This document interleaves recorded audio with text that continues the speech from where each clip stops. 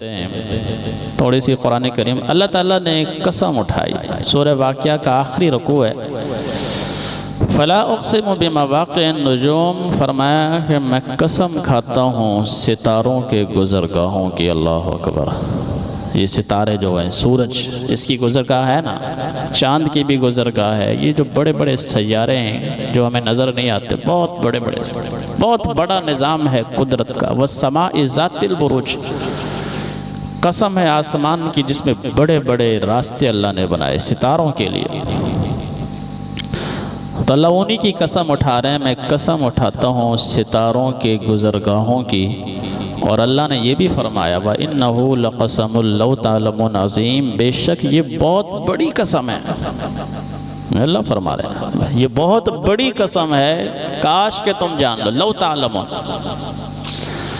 یعنی ستاروں کا جو علم ہے، ماہر فلکیات اس چیز کو سمجھتے ہیں. ستاروں کا علم کا قدرت کی کائنات کھوج لگاتے رہے، آج ہزاروں سال گزر گئے سائنسدانوں کو، لیکن ابھی تک وہ جسے کہتے ہیں کہ ایک ذرہ بھی حاصل نہیں کر سکے ستاروں کا علم. یہ بہت بڑی قسم ہے. لو تعلمون، کاش تم جان لو.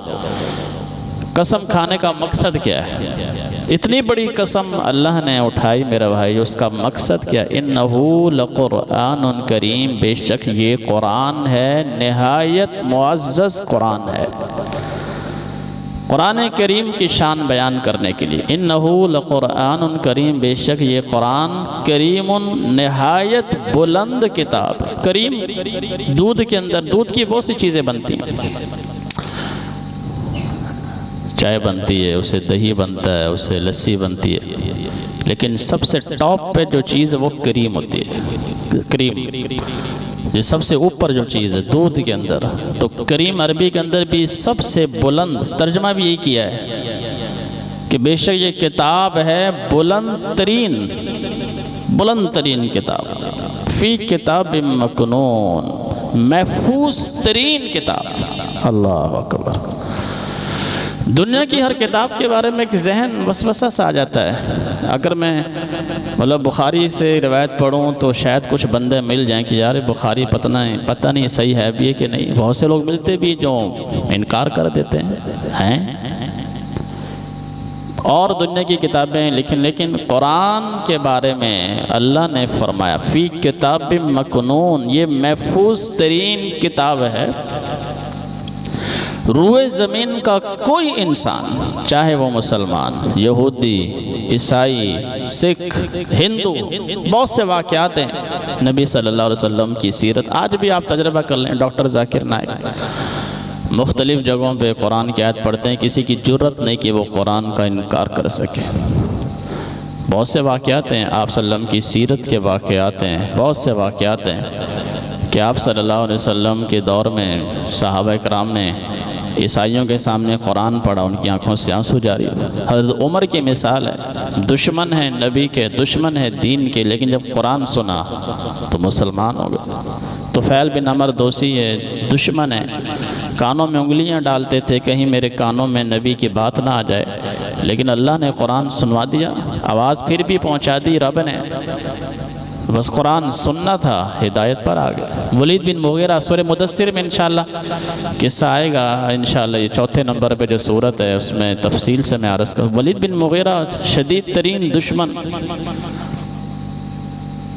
دین کا شدید ترین دشمن، لیکن نبی صلی اللہ علیہ وسلم کے یہ جو واقعہ آپ نے سنا ہی ہوا، 3 پیشکش لے کے جو آئے حضور کے پاس، آپ کو دولت چاہیے، آپ کو سلطنت چاہیے، آپ کو عورت چاہیے، جو بھی چاہیے ہم آپ کو دیں گے. عورت چاہیے آپ کو عرب کی خوبصورت عورت، دولت چاہیے آپ کو ڈھیر لگا دیتے ہیں، آپ کو سلطنت چاہیے آپ ہمارے سردار بن جائیں، لیکن قرآن کی تعلیم چھوڑ. تو آپ نے اسے کوئی جواب نہیں. آپ نے صلی اللہ علیہ وسلم نے 2 رکوع اس کے سامنے پڑھے بس. آگے سورہ مدثر کے الفاظ ہیں، ہدایت تو وہ نہیں لایا، مسلمان تو نہیں ہو، لیکن غور و فکر کرنے پر مجبور ہو گیا. آگے الفاظ ہیں کہ اس نے پھر کہا کہ خدا کی قسم یہ کسی شاعر، دیوانہ، مجنوں کا کلام. یہ محفوظ ترین کتاب، یہ اس کتاب کا چیلنج ہے. دنیا کے کسی بھی مذہب کے سامنے اس کی تلاوت کریں، اس کے مفہوم جو اس نے دلائل دیے ہیں، کوئی شخص اس کا انکار نہیں کر سکتا۔ اگر کرے گا بھی صحیح، اگر میرے سامنے مثال کے طور پہ میں غیر مسلموں کے سامنے قرآن بیان کر رہا ہوں، 1000 بندہ بیٹھا ہے، تو ایک آدھا اگر انکار کرے تو ایک آدھے کا نہیں شمار ہوتا، ایک آدھے کا تو نہیں نا، ہزاروں بندے سن رہے ہیں، ہزاروں عیسائی قرآن سن رہے ہیں، کسی ایک آدھے نے ایویں اعتراض کر دیا، اس کا تو نہیں نا پھر۔ اوورآل بات ہوتی ہے۔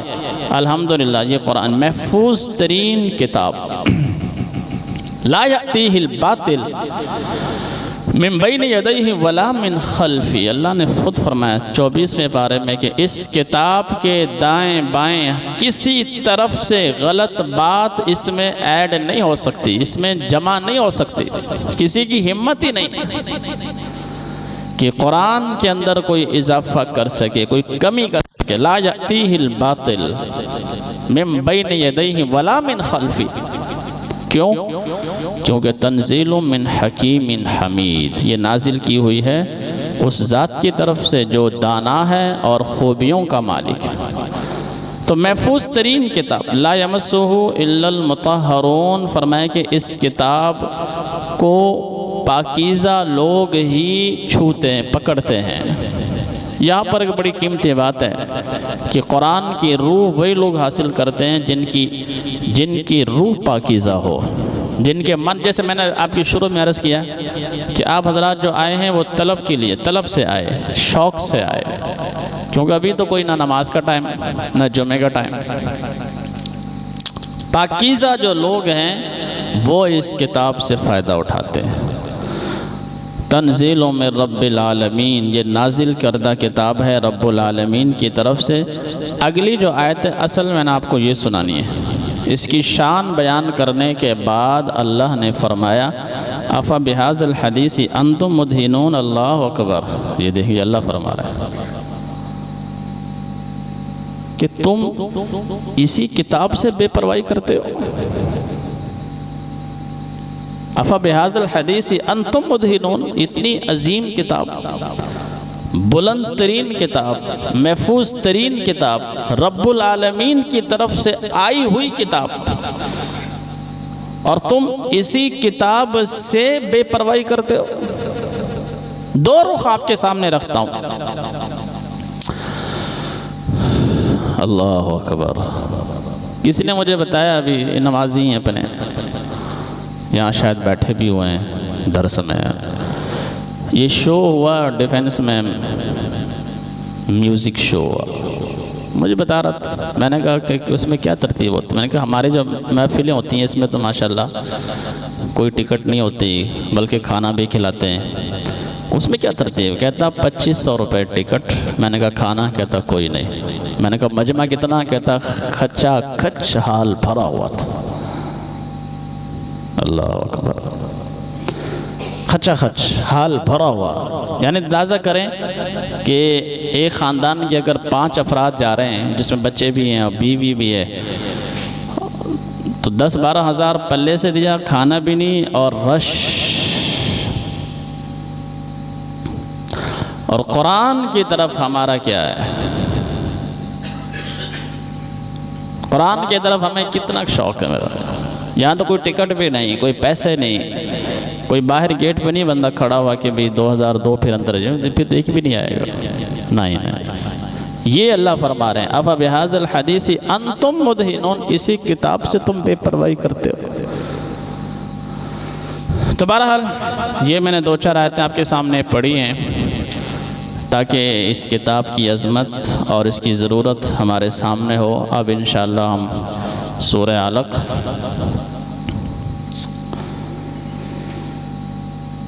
نبی اکرم صلی اللہ علیہ وسلم کی جب عمر مبارک 35 سال ہوئی تو سچے خواب آنا شروع ہوئے، سچے خواب۔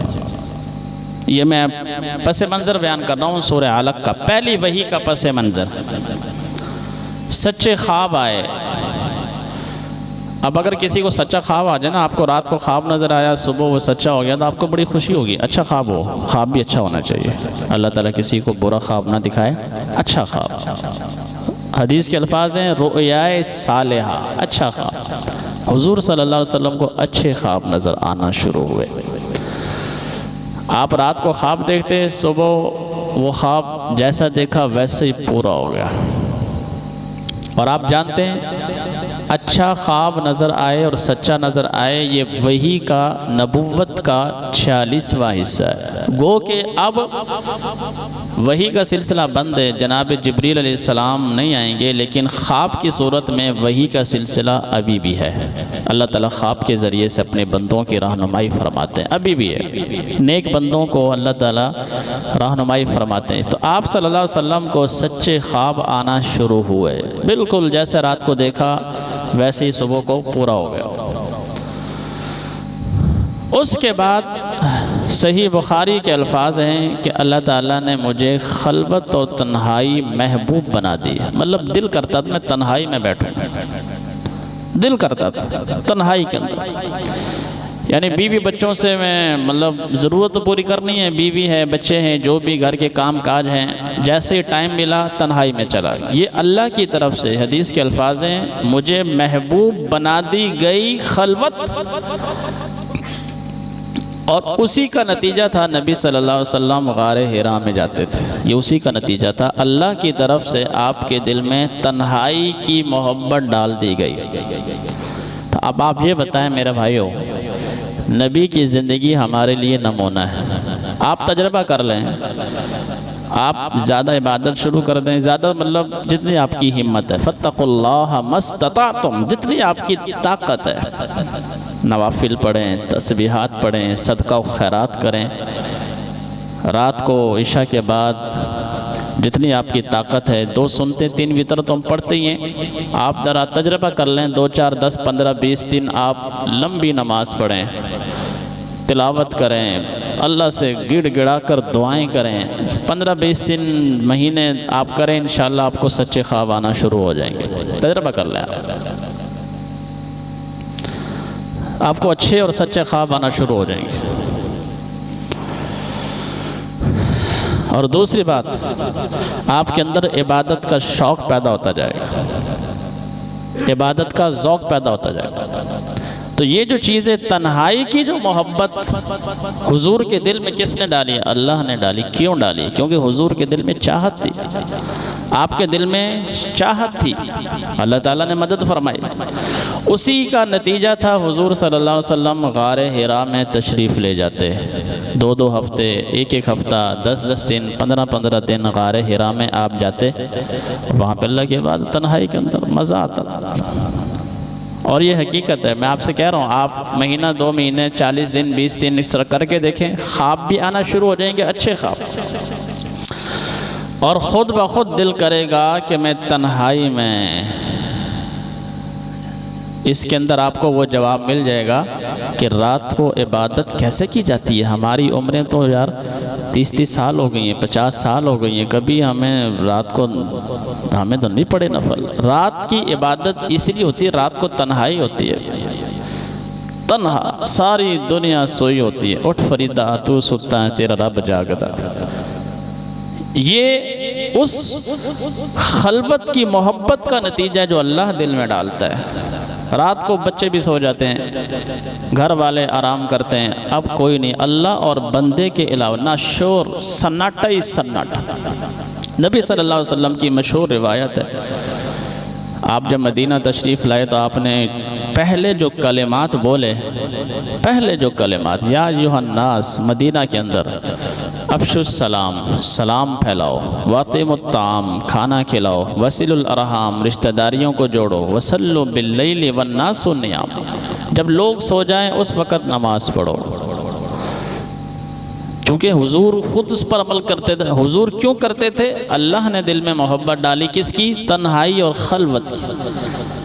رات کو چونکہ میرا وہ موضوع نہیں ہے، رات کی عبادت کے فضائل جو قرآن نے بیان کیے سورہ مزمل میں، اور اس کے علاوہ سورہ الف لام میم سجدہ میں، اور سورہ زاریات میں، اور سورہ آل عمران میں، مختلف جگہ پر اللہ تعالیٰ نے رات کی عبادت کی جو شان بیان فرمائی۔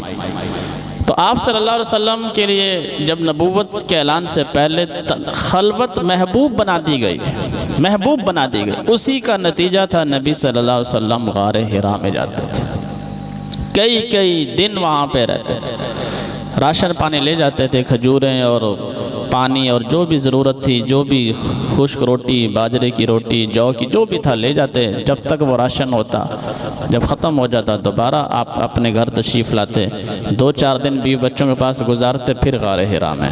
کیوں؟ حضور کی جو تڑپ تھی اللہ کی عبادت کی، تنہائی کی، وہ آپ کو لوگوں میں نہیں رہنے دیتی تھی۔ غار حرا میں آپ جاتے تھے اللہ رب العزت کی عبادت کرنے کے لیے تنہائی میں، اور یہ بہت سے واقعات ہیں، صرف یہ حضور کے نہیں، آپ صلی اللہ علیہ وسلم کے علاوہ بھی آپ کو یہ صوفیاء میں واقعات ملیں گے جو 40 دن یا جتنا بھی ان کے پاس ٹائم ہے وہ خلوت میں گزارتے، اس کا مقصد یہی ہوتا ہے۔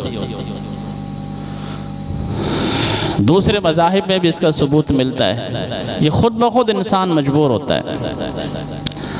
آپ صلی اللہ علیہ وسلم غار حرا میں جانا شروع ہوئے، اور غار حرا میں جب پہنچے وہاں پہ عبادت کی، اور پھر ایک دن وہ آیا جب حضرت جبریل علیہ السلام تشریف لائے، اور آگے وہ پھر روایت ہے کہ غار حرا میں آئے اور یہ آیات نازل فرمائی، سورہ اقرأ بسم ربک الذی خلق۔ یہ 5 آیات نازل ہوئی نبی صلی اللہ علیہ وسلم، بڑا لمبی حدیث ہے، میں اس طرف نہیں جاتا۔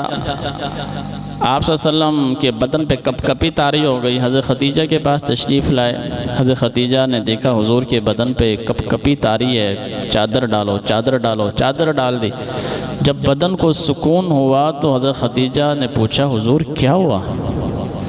تو آپ صلی اللہ علیہ وسلم نے پھر سارا ماجرا سنایا، غار حرا میں ایسے سے کوئی آیا اور اس نے یہ آیات میرے اوپر پڑھی ہیں، تو میں تو گھبرا گیا ہوں، یہ کیا مسئلہ؟ حضرت خدیجہ نے بڑے خوبصورت جملے، اللہ اکبر، اللہ ہمیں دین کی سمجھ عطا فرما دے میرے بھائیو۔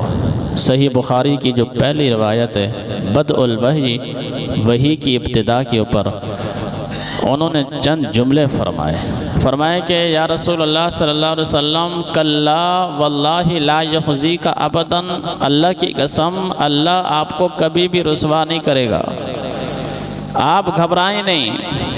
کیوں؟ انک لتصل الرحم، کیونکہ آپ رشتہ داریوں کو جوڑتے ہیں، وتحمل الکلا، اور مجبور لوگوں کے بوجھ کو اٹھاتے ہیں، یعنی ان کی مجبوریاں دور کرتے ہیں، یعنی آپ کہہ سکتے ہیں کہ بے سہاروں کا سہارا بنتے ہیں، بے سہاروں کا آپ کیا بنتے ہیں؟ سہارا بنتے ہیں۔ وَتُعِينُ الْحَقَّ عَلَى النَّوَائِبِ، حق کا ساتھ دیتے ہیں۔ جس شخصیت میں یہ صفات ہوں اللہ اسے کبھی بھی رسوا نہیں کرتا۔ رشتہ داریوں کو جوڑے، بے سہاروں کا سہارا بنے۔ بڑا پیارا کس نے جملہ لکھا، کہتے ہیں کہ مرنے والے کی چارپائی کو سہارا دینے کو لوگ فخر سمجھتے ہیں۔ آپ نے دیکھا ہوگا اللہ والا دنیا سے چلا جائے لوگ دھکے دیتے ہیں کہ میں چارپائی کو سہارا، اللہ کاش کہ زندہ بندوں کو سہارا دینا شروع کر دے۔ زندوں کو سہارا کوئی نہیں دیتا، چارپائی کو سہارا ہر بندہ دینے کی کوشش کرتا ہے کہ یہ میرے دوست کی والدہ ہے، میرے دوست کا والد ہے، کہ میں اس کو سہارا دے دوں۔ مرے بندے کو سہارا سب دیتے ہیں، لیکن زندہ بے سہارا کا سہارا کوئی نہیں بنتا۔ نبی صلی اللہ علیہ وسلم کی صفات خدیجہ نے بیان فرمائی۔